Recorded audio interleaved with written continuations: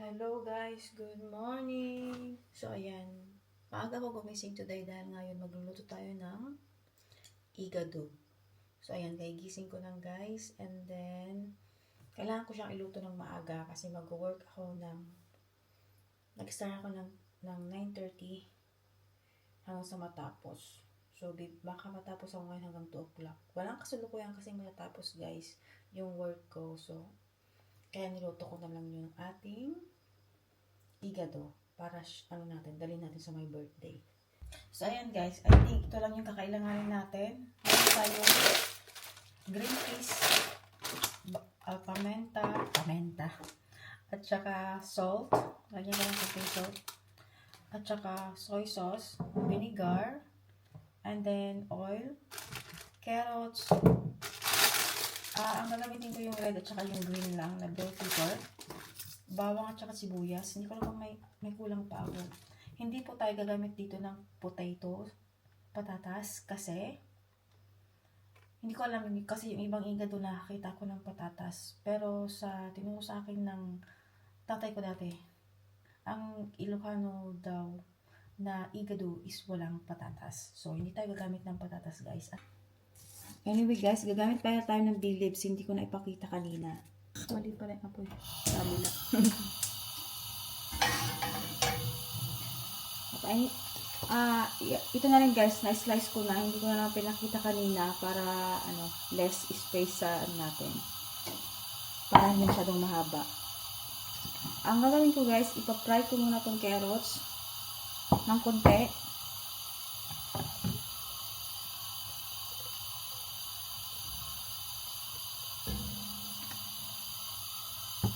So ayan guys, medyo mainit na yung mantika, so ilalagay ko ng carrots.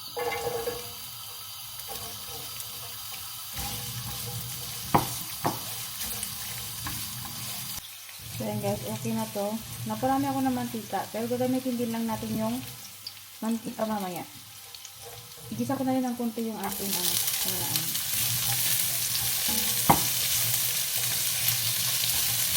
konti lang. Hindi ko alam kung bakit ito ginawa. Ayan. Pero para hindi siya guys, mabilis anis.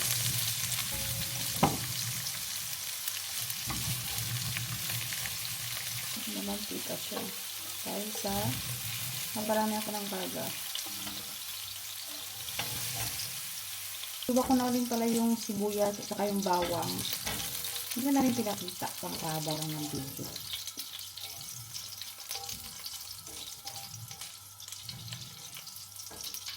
Okay. Pwede na yan. So next, nalagay ko tong ating bawang. Mamaya ko lang.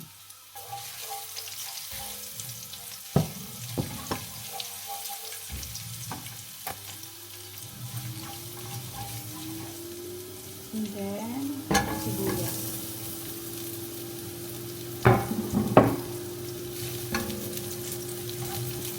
Ayan na guys.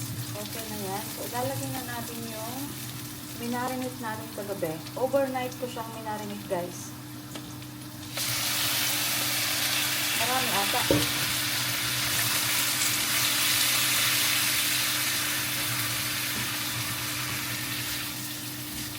Minarinate ko to guys with garlic. Minced garlic. At saka paminta. So, ayan guys. Igigisa muna natin siya. Ayan. Anyway guys, hindi tayo gagamit dito ng tubig. Kasi pusa na yan magtutubig guys. Ayan. Yung katas ng karne yung gagamitin natin tubig. So, antayin natin kumulo guys. And then, balikan natin mamaya.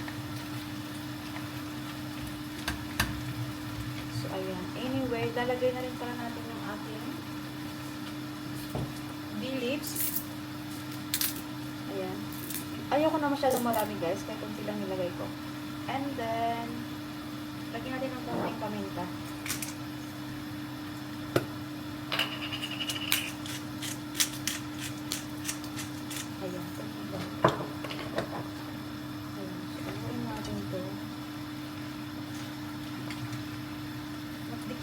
siya. Pero, hindi naman yung pag-slice ko. Maghiwala yan naman. So, ayan. So, antayin muna natin silang. Antayin natin magtubig. At balikan natin mamaya. So, tatakpan muna natin. Asan na yung ating takip? And then, low fire natin.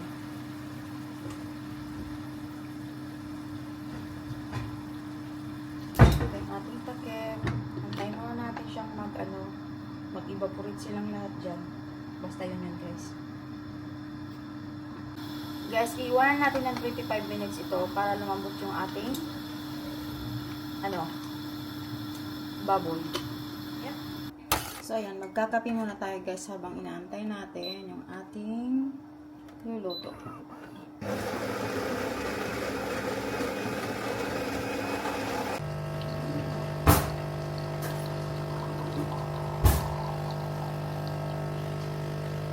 Ang ginagamit ko sa kape ko, guys, is creamer.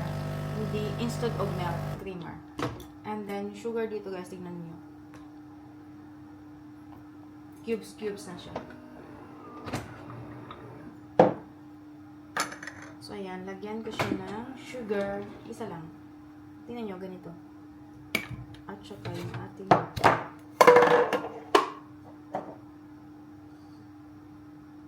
diba?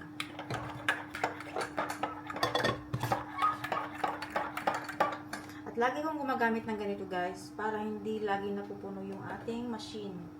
So, ayan. Mamaya lalabas na naman yung tubig dyan. Pag mag-close na siya. So, ayan. Kape muna ako habang inaantay ko yung mais tsaka yung ating niluluto. Ayan, guys. Balikan natin yung ating niluluto. So, ayan. After 20 minutes, ayan. Tingnan nyo, guys. Kasi need natin ihalo yung ating liver. Nagkatubig siya, pusa.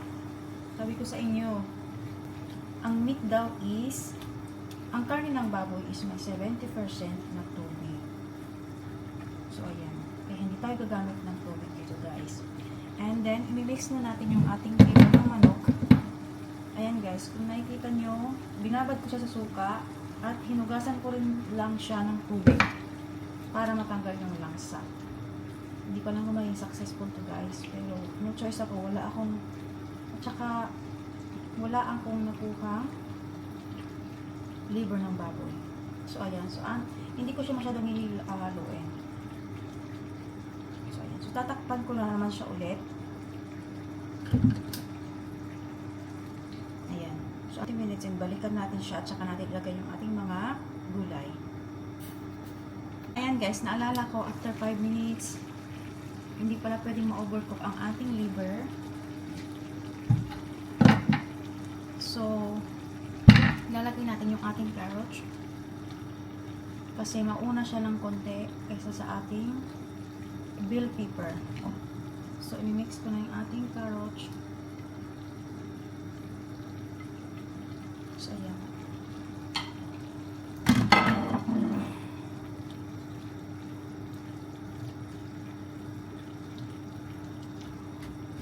Tignan nyo, guys, nagtubig, ang daming tubig.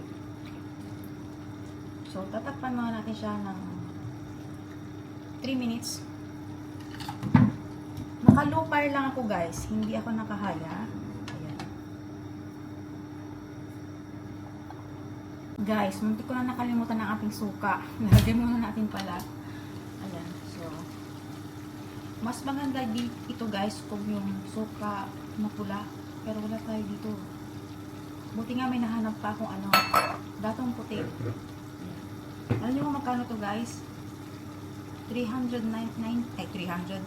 euro ay 98 cents. Hindi ko alam kung ilan yun sa Pinas. Ayan. So, haluin ko lang ng konti. And then, anyway, guys, ilalagay ko na rin yung ating carrots. Muntik ko na talaga nakalimutan yung ating suka. So, ayan. Yung ko dito, guys, hindi ko sinukat-sukat yung aking mga ingredient. Na lang, chamba-chamba. Pero kung gagawa tayo ng tutorial, pwede natin So, ayan. So, ilagay ko na rin yung green peas. Hindi ko na rin nakalimutan.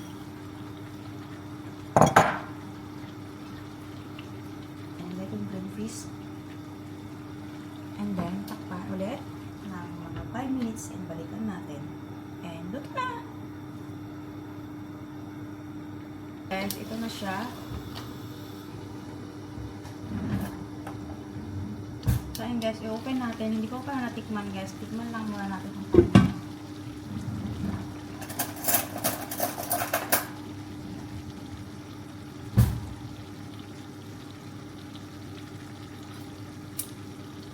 Oh, sakto na yung lasa guys. Hindi na ako nagdagdag ng soy sauce kasi yung soy sauce na sa marinated, yun na yung ginamit ko guys. Ayan. So, sakto naman na yung lasa. So, hindi na tayo magdadagdag ng soy sauce. Takpan natin ulit na 2 minutes and then luto na.